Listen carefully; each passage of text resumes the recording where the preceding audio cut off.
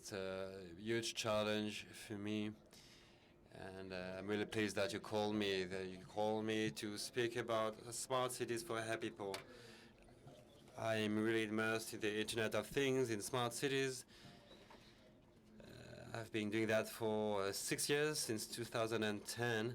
So, I've been trying to do many things, and we're always in touch. So I'm thankful that, for that you invited me.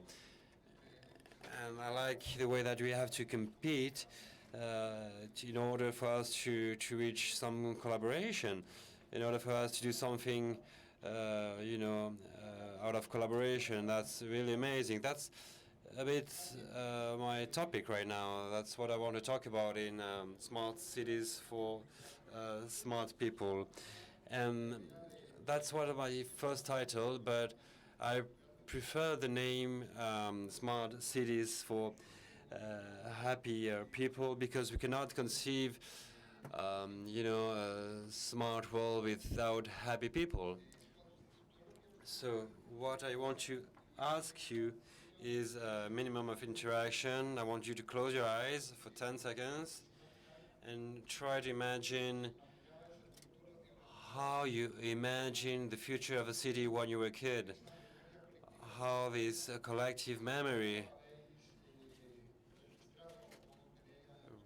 reminds that, when you were a kid, how did you think the future would be? Close your eyes for a few seconds and I will put a video on. Can you turn the volume up, please? Thank you.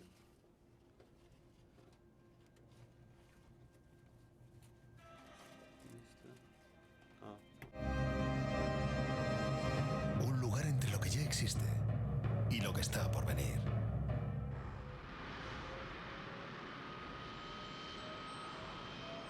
¿Cómo lo imaginabas? ¿Cómo lo imaginas? ¿Cómo será?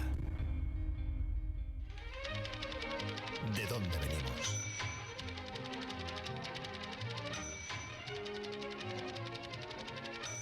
¿A dónde vamos?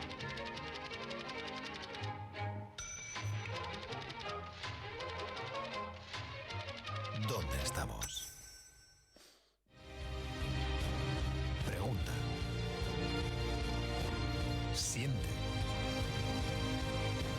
Conoce. Imagina. Actúa. Juega con tu ciudad. Smart Cities. La ciudad del futuro en tus manos. Bueno, ahora. So I would ask you to think about how your children think the future, the city of the future will be. And well, the first thing is we need to define what is a smart city. So I believe cities are not smart in themselves. Citizens are smart, or people governing the cities can be smart, but predefined processes can be smart in order for city to work properly. But there's a lot of new paradigms in smart cities about how we apply technology on the cars to get to zero traffic injuries. Extreme productivity is involved here. Technology is trying to optimize production and the way things and people work and resources. And there's also a lot of new paradigms about people that are entering the job market, that is millennials, then there's the prosumer concept, the E-generation with the new values. So we're going back to collaboration. We say that men are not that competitive, and collaboration allows us to move forward. We believe that during the last few years, we thought we had lost it, but it's not true. Then there's a 3D printer that will bring about a new revolution in the world. Okay, so we can speak about a lot of things in smart cities. There's the communication that was present in the 3 previous revolutions, and that will be present in the next one. Energy and communications, that's the duality. So there's the renewable energy or the solar energy, and there's the 3D printer, the Internet of Things. All these things puts us in a very interesting position. So to speak about smart cities, we need to place first the Internet of Things on the map. That's the first thing. I do not have a bonus track prepared, but okay, thank you anyway for these 2 extra minutes. So I was speaking about the Internet of Things. Everything's connected. What does that mean? So we can record information from our mobiles. Mobiles are sensors.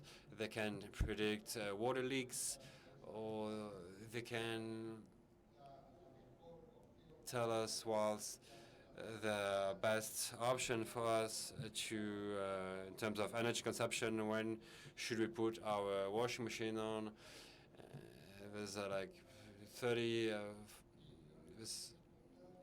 like billions of things that are connected, that are giving us billions of information items, and we have millions of people connecting. So in a smart city, it's just a city that is using the technology to improve efficiency and people's lives within the city.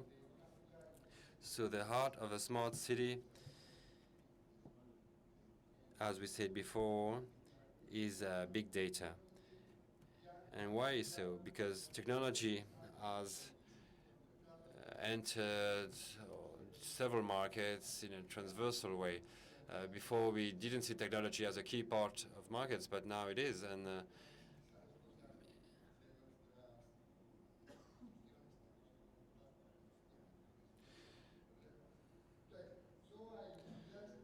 so there's no smart cities if we cannot gain information out of sensors. We speak about traffic lights and water management and everything.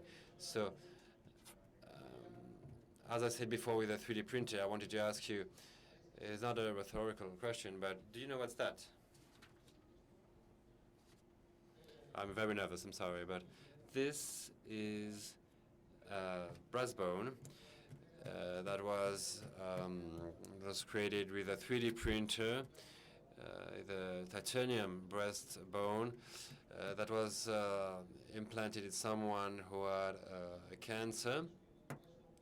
So this is a very complicated bone when you want to have it implanted in someone. But so this patient got this implant 1 year after suffering a cancer, and that's just amazing. So the Internet of Things and the 3D printer leads me to that chart here. That's the evolution of life expectancy in Spain. In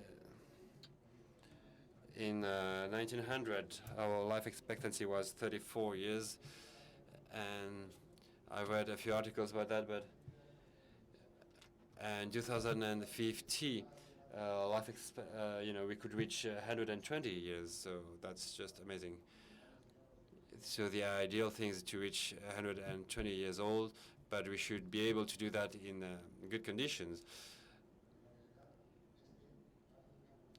And the reality is that the evolution was really fast. So right now,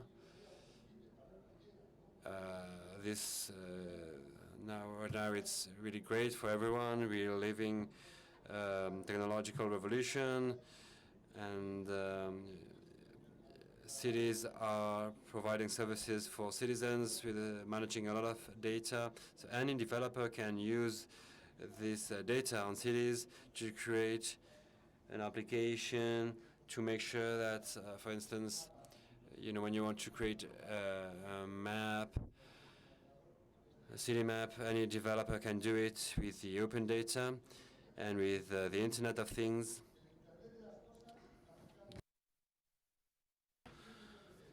So 16 billion euros, how much is that?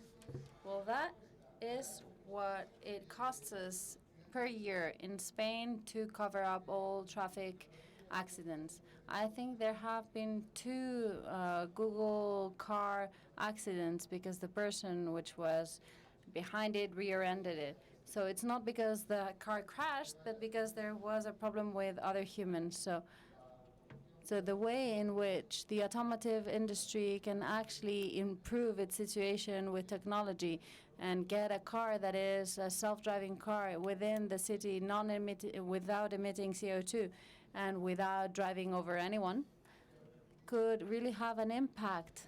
And it would be a 16 billion euros impact in Spain. That's money, and I'm not even talking about the suffering from the family members of someone who dies on a traffic accident, and that's a very high price to pay in Spain. So happy people can be the ones to rule these smart cities thanks to this revolution, this industrial revolution, and this has a lot to do with Twitter, I guess, because we are about to have 3 billion millennials in the world who will be consumers, electronic consumption people. We will have new professionals. The values have changed, drastically changed. We go back to generosity. We have now an awareness regarding the environment and the sustainable options, and that is what smart cities actually want, the sustainability of the system that is a bit obsolete. And what I was saying at the beginning, cities are not smart by themselves. Only those who live in those cities can be smart. And technology, obviously, can help. And companies such as the one that such as the companies that work in Sngular could be the ones giving us future options. And that's everything I wanted to say. Since I don't have much more time, I just wanted to say that in smart cities, there are billions of euros that are now there for development projects for sustainable development in Spain. And 3 months ago, we approved a 188 million budgets to develop projects in smart cities. And Spain is a leader thanks to the effort of the RECI, which is the Spanish network of smart cities, that wanted to unite different cities so that we could together look for a leadership in the world. And that's everything I wanted to say. And that's it. I'm running out of time, so thank you very much. Muchísimas gracias.